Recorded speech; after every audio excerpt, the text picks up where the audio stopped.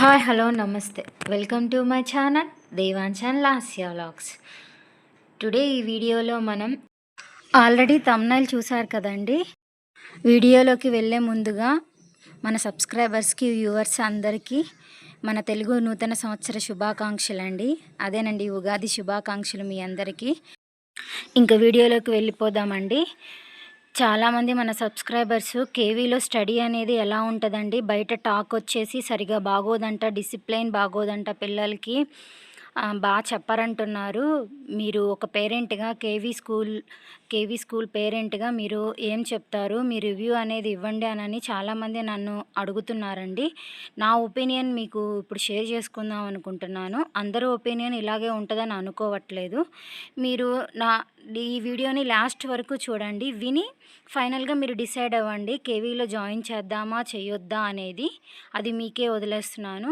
ఇంకా ఈ వీడియోలో నేను మా పిల్లల నోట్బుక్స్ అనేవి ఎలా ఉన్నాయి, స్టడీ అనేది ఎలా ఉందనేది నేను ఎక్స్ప్లెయిన్ చేయకుండా నేను మామూలుగా మాట్లాడతానండి. మీరు చెక్ చేయండి. ఫైనల్గా రిపోర్ట్ కార్డ్స్ కూడా ఇచ్చారని చెప్పాను కదా, అది కూడా నేను మీకు చూపిస్తాను. ఇకపోతే ముందు స్టడీ గురించి అడిగారు కదండి, నేను స్టడీ గురించి ఫస్ట్ చెప్దాం అనుకుంటున్నాను. మీ ఒపీనియన్లో చదువు బాగా చెప్పటం అంటే ఏమనుకుంటున్నారండి? టెక్స్ట్ బుక్లో ఉన్నది బాగా పడి రుబ్బేసి చెప్పేసేసి 100కి 100 మార్క్స్ తెప్పించేసి మార్నింగ్ స్కూల్కి వెళ్ళి ఈవినింగ్ వరకు రాకోకుండా ఉంటే బాగా చెప్పేస్తున్నారనండి? నా దృష్టిలో అయితే అలా కాదు. మనం చెప్పే చదువు అనేది వాళ్ళకి అర్థమవుతుందా లేదా, వాళ్ళకి యూజ్ అవుతుందా లేదా, స్కిల్స్తో విలువలతో కూడిన విద్య అనేది నేర్పియాలండి. టెక్స్ట్ బుక్లో ఉన్నది చెప్పేసి బట్టిచ్చేసేసి మార్నింగ్ వెళ్ళిపోయి సాయంత్రం దాకా కూర్చొని చదివేసి వచ్చేసేసారు, 100కి 100 మార్క్స్ వచ్చేసినాయి అంటే బాగా చెప్పటం కాదండి. విలువలతో కూడిన విద్య అనేది ఉండాలి పిల్లలకి. అది నేను కేవీలో చూశానండి. ఎందుకంటే ఇప్పుడు చదివి రాసేసేస్తే ఎగ్జామ్లో మార్క్స్ వచ్చేస్తాయి. Telugu, Hindi, English, science, social, maths, GK అలా 7 సబ్జెక్ట్స్ ఉంటాయండి బయట చదివే పిల్లలకి ప్రైవేట్ స్కూల్లో. కానీ ఇక్కడ ఓన్లీ 4 సబ్జెక్ట్స్ మాత్రమే ఉంటాయి అన్నమాట. ఉన్నది 4 సబ్జెక్ట్స్ అయినా రిపోర్ట్ కార్డ్ చూస్తే దిమ్మ తిరిగిపోయిద్దండి.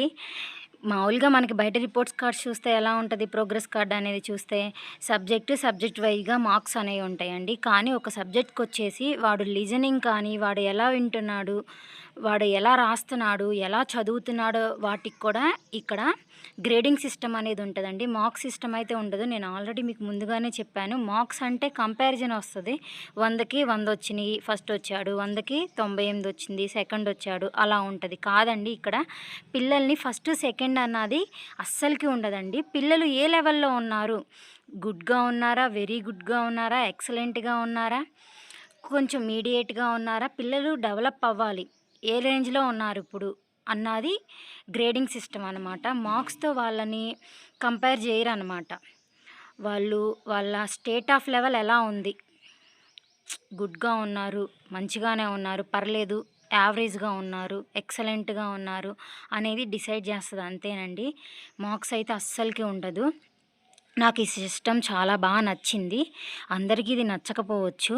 ఇప్పుడు 60 మార్క్స్ వచ్చిన వాళ్ళు కూడా సాఫ్ట్వేర్లో జాబ్లే చేస్తున్నారండి. 60% వచ్చిన వాళ్ళు కూడా, 90-80% వచ్చిన వాళ్ళు కూడా అదే సాఫ్ట్వేర్ జాబ్ చేస్తున్నారు. పోను మార్క్స్ అనేవి ఇంపార్టెంట్ కాదండి. విలువలతో కూడిన విద్య, స్కిల్స్ అనేవి ఇంపార్టెంట్. ఇప్పుడు మనం బీటెక్ చదివినా కానీ బయటకు వచ్చాక ఆ చదువు ఏమన్నా యూజ్ అవుతుందా అండి? అవ్వదు. ఒకవేళ క్యాంపస్లో మనం జాబ్ కొట్టకపోతే కంపల్సరీ బయటకు వచ్చి మళ్ళీ వేరే కోర్సు, జావా అనో, .NET అనో, పైథాన్ అనో, ఏది మనకి ఇప్పుడు రన్నింగ్లో ఉంటుందో అది మళ్ళీ స్పెషల్గా కోచింగ్ తీసుకొని మనం నేర్చుకొని జాబ్ కొట్టాల్సిందే. అంటే దీన్ని బట్టి ఏంటి, మార్క్స్ అనేవి ఇంపార్టెంట్ కాదండి. మనకి స్కిల్స్ అనేవి వెరీ వెరీ వెరీ ఇంపార్టెంట్ అనమాట. పిల్లలకి ఇక్కడ చూసారు కదా, డ్రాయింగ్తో సహా వేసి చూపిస్తారండి.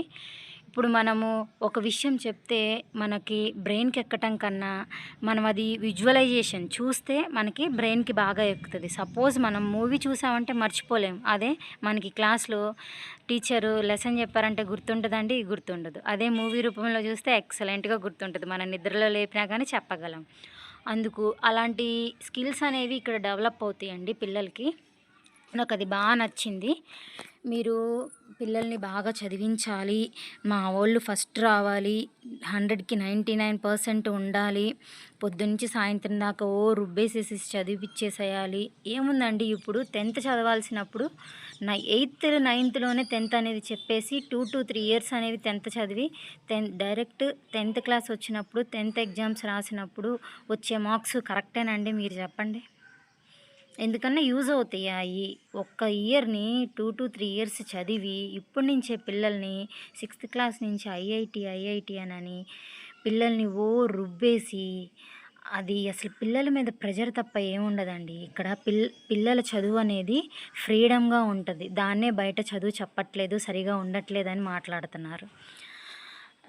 అందరి పేరెంట్స్‌కి అలా నచ్చదు.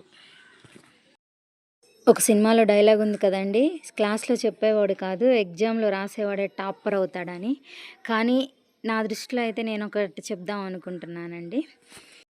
100/100 వచ్చినోడు కాదు, స్కిల్స్ నేర్చుకున్నోడే జాబ్ కొడతాడు. ఇది పక్కా నిజమండి. ఇప్పుడు కాకపోతే ఒకటి ఇందులో ఏజ్ అనేది ఎక్కువ.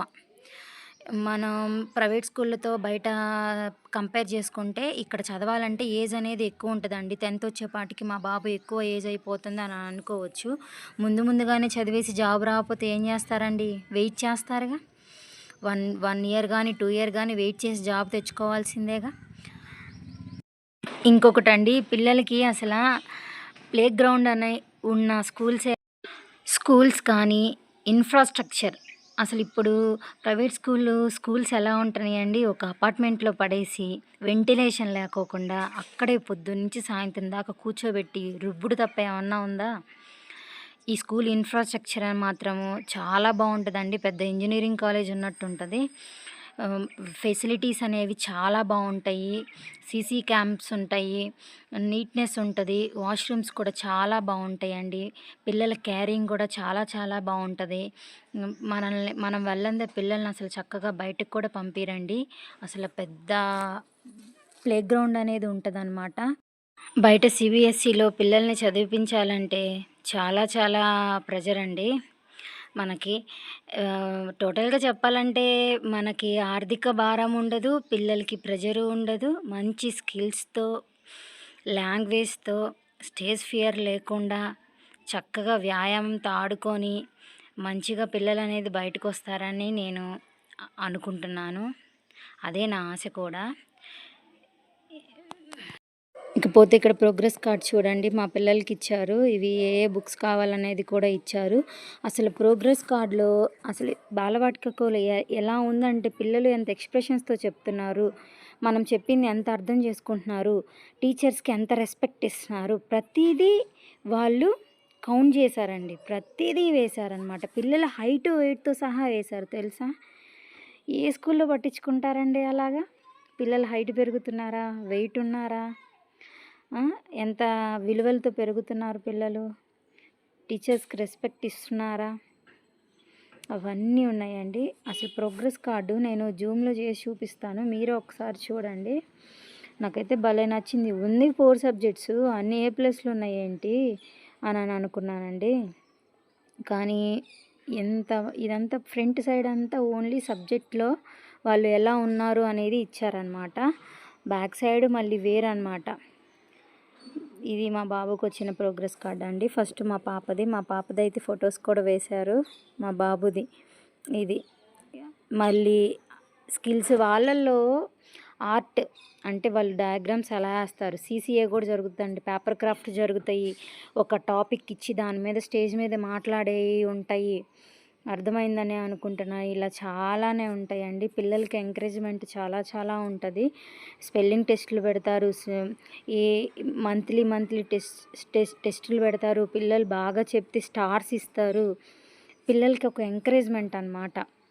ఫైనల్గా నేను చెప్పదలుచుకున్నది ఏంటంటే, మా పిల్లలు బాగా చదివేసేసేయాలి, 100కి 100 మార్క్స్ రావాలి, 10థ్ది 8థ్లోనే చదివేసేయాలి, అంత షార్ప్గా ఉండాలి అని మీరు కనుక అనుకుంటే కంపల్సరీ నేను ఈ స్కూల్ అనేది సజెస్ట్ చేయనండి.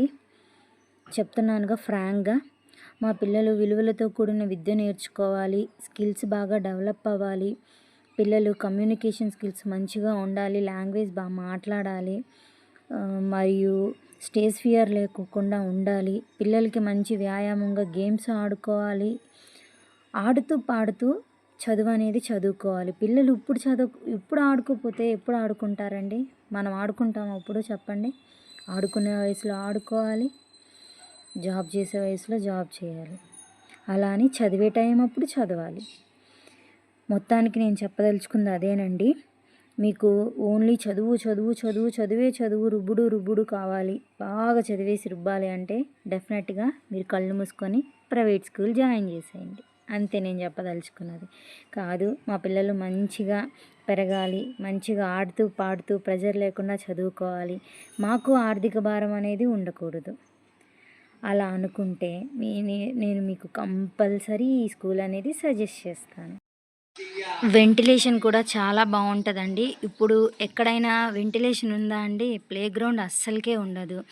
ప్లే గ్రౌండ్ ఉండదు, పిల్లలకి ఆటలు ఉండవు, వ్యాయామం అనేది ఉండదు, మార్నింగ్ పూట సన్ తగలదు. ఇక్కడ ప్రేయర్లో కూడా చక్కగా మార్నింగ్ పూట సన్ అనేది బాగా వస్తుందండి పిల్లలకి. వ్యాయామం అనేది చాలా బాగుంటుంది. ఇప్పుడు డాక్టర్స్ కూడా చెప్తున్నారు, మీరు విన్నారో లేదో, పిల్లల్ని పొద్దునుంచి మార్నింగ్ దాకా అలానే కూర్చొని చదివిపించి ప్రెజర్ అనేది పెరిగిపోయి ఆడపిల్లలకి పీసీఓడి కూడా వస్తుందండి.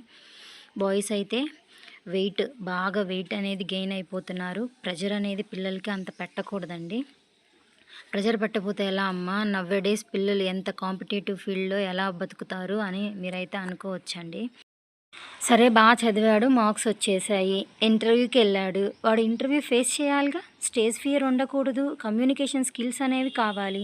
నీకు 100 మార్క్స్ వచ్చినా కానీ వాడు ఇంటర్వ్యూ అడుగుతాడు, నువ్వు ఫేస్ చేసి దానికి సమాధానం చెప్పాలిగా. అవి నీలో స్కిల్స్ ఉంటేనే కదా నువ్వు చెప్పగలవు. సరే తీసేయి, నేను గవర్నమెంట్ జాబ్కి వెళ్తాను, నేను సాఫ్ట్వేర్ వైపు వెళ్ళను అనుకున్నావు. సరే మార్క్స్ వచ్చినాయి, బాగా ఓకే వచ్చేసినాయి, మంచిగానే జాబ్ వచ్చేస్తా రాదుగా. వీళ్ళకి రన్నింగు, ఈ ఫిజికల్ యాక్టివిటీ కూడా పెడతారు కదండి, ఫిజికల్ టెస్ట్ కూడా ఉంటుంది కదా. ఆ ఫిజికల్ టెస్ట్ పాస్ అవ్వాలి కదా. ఫస్ట్ నుంచి కూర్చొని చదివినోడు పరిగెత్తమంటే ఏం పరిగెడతాడు? వాడికి ఫస్ట్ నుంచి అలవాట్లేంది. నేను చెప్పే విషయం మీకు అర్థమైందని అనుకుంటున్నానండి. టోటల్గా చదువు గురించి చెప్పాలంటే పిల్లలకి ప్రెజర్ లేని చదువు ఉంటుందండి ఇక్కడ. అలా అని చదువు చెప్పరని కాదు. టెక్స్ట్ బుక్స్ నేను వీడియో పోస్ట్ చేశానుగా, ఓపెన్ చేసి టెక్స్ట్ బుక్స్ చూడండి. హిందీ చాలా డెప్త్గా ఉంటుంది. స్కిల్స్ ఇప్పుడు చదువు వచ్చేస్తుందా, ఇంగ్లీష్ బాగా మాట్లాడుతున్నారా అంటున్నారు కదా. మా పిల్లలు జాయిన్ అయింది ఈ ఇయరేనండి, 1 ఇయర్ అయింది. 1 ఇయర్కే మొత్తం వచ్చాయి కదా. చాలా వరకు వాళ్ళు పికప్ అయ్యారు. మనం ఇంగ్లీష్లో మాట్లాడిన ప్రతిదీ వాళ్ళు అర్థం చేసుకోగలుగుతున్నారు, దాని మీనింగ్ చెప్పగలుగుతున్నారు. రెస్పాండ్ అవ్వడానికి కొంచెం టైం పడుతుంది కదండి. ఇక్కడే కంటిన్యూ అవుతే నేను గట్టిగా చెప్పగలను, హిందీ ఇంగ్లీష్లో మా వాళ్ళు బాగా షార్ప్ అవుతారని. ఇది వచ్చేసి చదువు గురించి అండి. మీరు ఆలోచించుకోండి, బయట ఫీల్డ్ అనేది ఎలా ఉంది, ఇక్కడ ఎలా ఉంది, కమ్యూనికేషన్ స్కిల్స్ అనేవి ఎలా ఉన్నాయి అని నేను మీకు చెప్పాలనుకున్నాను. నేను సరిగానే కన్వే చేశానని అనుకుంటున్నాను. చాలా ఆలోచనలు వచ్చేస్తున్నాయండి, ఎలా చెప్పాలనేది నాకు అర్థం కావట్లేదు. జపాన్లో అయితే 7 ఇయర్స్ వరకు పిల్లలకి చదువే చెప్పరండి. స్కూల్ని ఎలా క్లీన్ చేసుకోవాలి, ఎలా ఉండాలి, విలువలు చెప్తారు వాళ్ళకి, పెద్దవాళ్ళతో ఎలా ఉండాలి ఏంటి అనేవి. చైనా అయినా అంతేనండి. వాళ్ళ పిల్లలకి ఎలాంటివి నేర్పిస్తారంటే ఒలింపిక్ గేమ్స్లో వాళ్ళే ఎక్కువ, తెలుసు కదా. మనోళ్ళే వెళ్ళటమే తక్కువ. ఒలింపిక్ గేమ్స్లో ఎన్ని గేమ్స్ ఉంటే ఎన్నిట్లో మన వాళ్ళు పార్టిసిపేట్ చేస్తున్నారో చూడండి. మనం అలాంటివి చెప్పుకుంటాం, కానీ పిల్లల్ని ఆ గేమ్స్ ఉన్న స్కూల్ కానీ, ప్లే గ్రౌండ్ ఉన్న స్కూల్ కానీ జాయిన్ చేయను. కానీ మన ఇండియాకి మాత్రం మెడల్స్ రావాలి. అట్లా ఎట్లా కుదురుతుందండి? ఇట్లాంటివి చాలా ఆలోచించుకొని, మళ్ళీ వన్ థింగ్ అండి, ఇక్కడ మనకి హాలిడేస్ అనేవి ఎక్కువ ఉంటాయి, ఏజ్ అనేది కొంచెం ఎక్కువగానే ఉంటుంది, సబ్జెక్ట్స్ కొంచెం తక్కువగానే ఉంటాయి బయట కంపేర్ చేస్తే. మళ్ళీ తెలుగు అనేది అస్సలకి చెప్పరు, తెలుగు అనేది రాదు.